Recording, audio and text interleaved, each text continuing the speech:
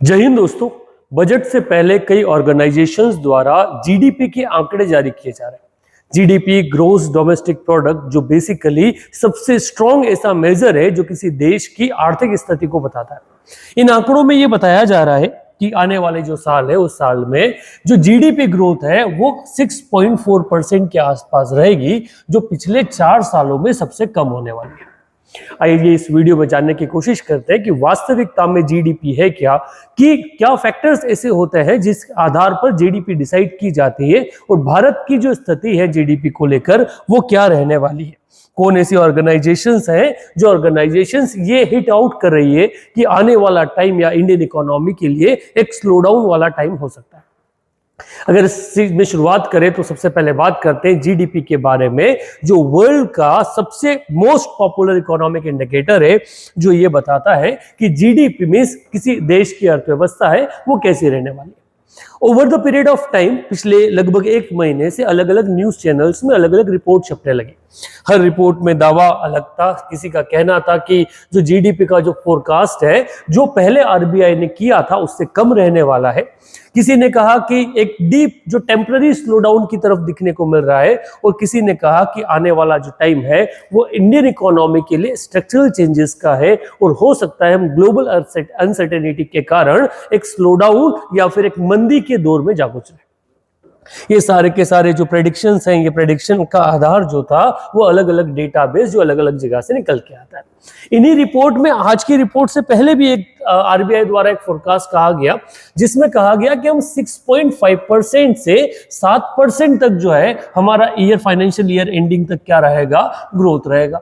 जो 7.2% का पहले का जो फोरकास्ट था उस फोरकास्ट से थोड़ा सा कम है, थोड़ा सा नहीं, मींस 0.2 का अंतर जो है वो इस आधार पर बड़ा हो जाता है। तो एक अंतर है कि हम हमारे टारगेट से पीछे रहने वाले हैं।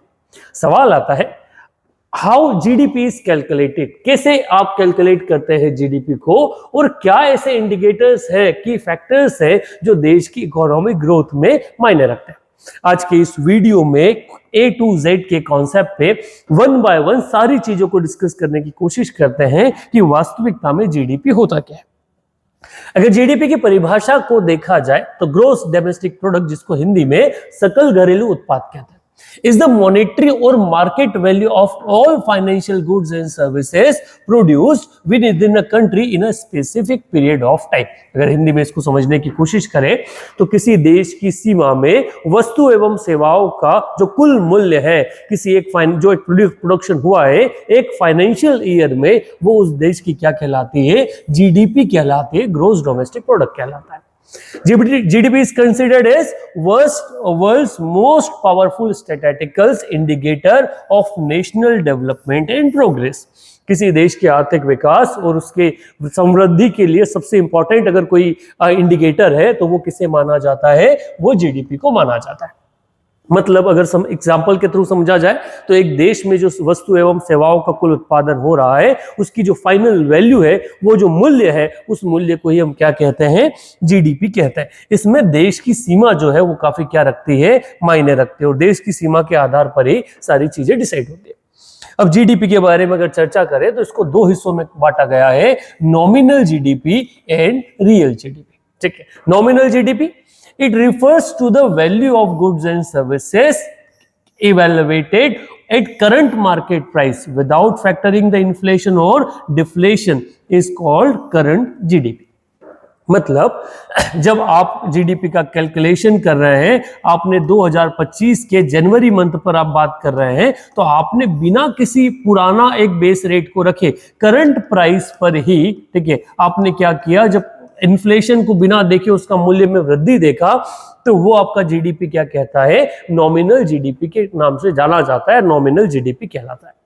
पर जब आप क्या कर लेते हैं, जब आप बेस रेट रख लेते हैं, जब आप इन्फ्लेशन को इसमें एडजस्ट कर देते हैं तो सॉरी, तो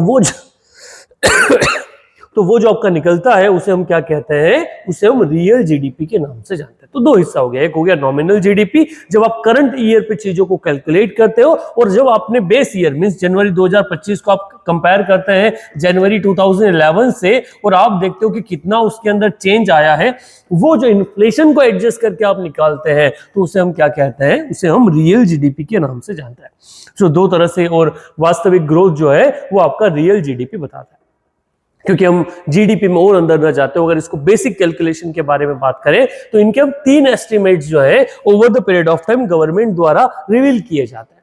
सबसे पहला होता है एडवांस एस्टिमेट्स, एई जिसे कहते हैं, based on high frequency indicators such as sale data in industrial output for the first 7 to 8 month of the fiscal year, which are used to capture the level of economic activities in each sector। ये सबसे पहला हमारा advance जो estimate होता है, जो हम output, industrial output और उनका जो सेल डेटा है उस आधार पर डिसाइड करते हैं।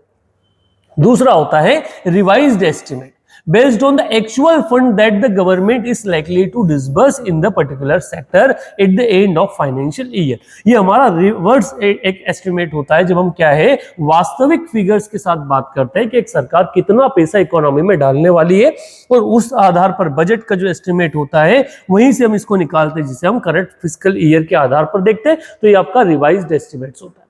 और एक होता है फाइनल एस्टिमेट, जब सारा के सारा कॉम्प्रिहेंसिव डेटा कलेक्शन हो जाने के बाद, वेरिफिकेशन हो जाने के बाद हम एक फाइनल एस्टिमेट्स निकालते हैं, तो वो आपका जो होता है वो आपका लास्ट वाला पार्ट होता है।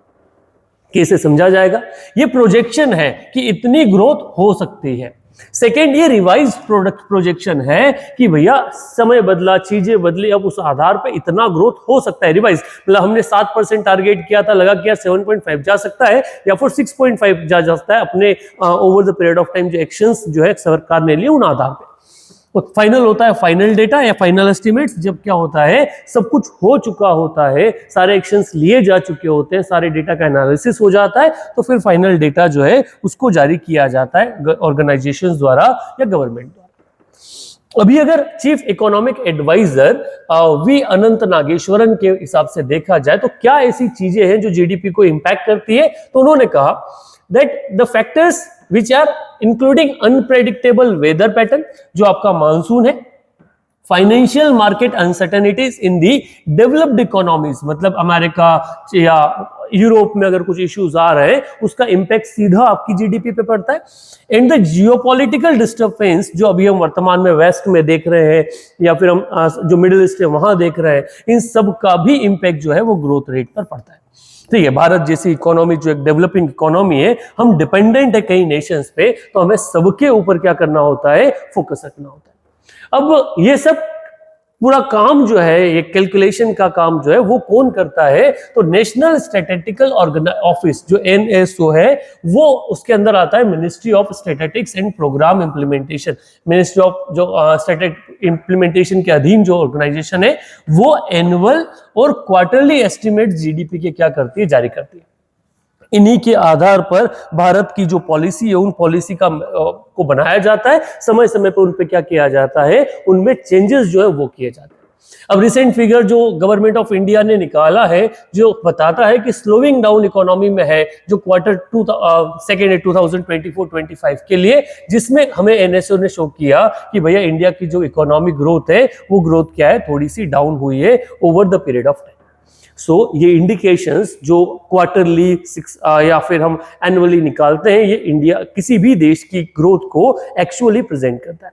सो जीडीपी क्या, सकल घरेलू उत्पाद, किसी देश में हुए वस्तु एवं सेवाओं के कुल उत्पादन का जो अंतिम मूल्य है वो कहलाता है, और यही इस देश की ग्रोथ या फाइनेंशियल हेल्थ को दिखाता है। इससे संबंधित अगर कोई भी आपके ओपिनियन या डाउट है तो आप कमेंट बॉक्स में